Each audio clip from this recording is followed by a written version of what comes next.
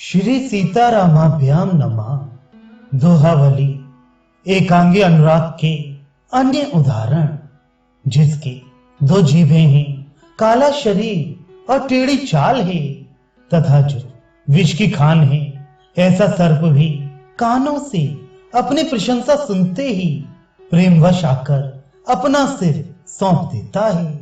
सपेरा मंत्र पढ़कर सांप की बड़ी प्रशंसा करता है और पुंगी बजाता है। प्रशंसा सुनकर सर्प प्रसन्न होकर तुरंत दौड़कर उसके पास आ पहुंचता है और सपेरे के द्वारा पकड़ा जाता है। वीणा का मधुर स्वर स्वयं बहेलिया का रूप धरकर हिरण को मार डाली, परंतु राग के प्रति उसका अनुराग तो वैसा ही रहता है। तुलसीदास जी कहते हैं कि यदि राग की ओर से हिरण का मन फिर जाए तो प्रेम रूपी स्वच्छ वस्त्र में दाग लग जाए।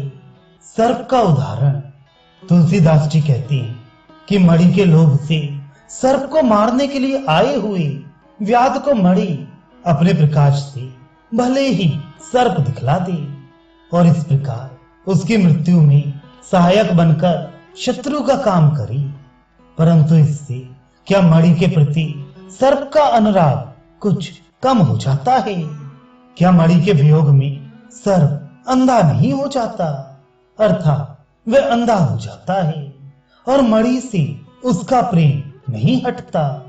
कमल का उदाहरण, कमलों के वन को पाले से जलते हुए देखकर भी सूर्य उनकी ओर पीठ देकर उनकी अवहेलना करके चाहे भाग जाए, परंतु सूर्य के उदय होने पर खिल जाना और अस्त होने पर सिकुड़ जाना, कमलों का ये सहज स्वभाव स्वाभाविक प्रेम नहीं मिट सकता। मछली का उदाहरण, तुलसीदास जी कहते हैं कि जल चाहे स्वयं अपने हाथ से विष घोलकर मछली को दे दे, पर यदि मछली बिना जल के जल से बाहर निकलने पर जीवित रह जाए तो तुम कवियों को दोष दे सकते हो। ये कह सकते हो कि ये सब कवियों की झूठी कल्पना है। तात्पर्य है कि जल के द्वारा चाहे जैसी नीचता होने पर भी एकांगी प्रेम का पालन करने वाली मछली जल के वियोग में नहीं जी सकती।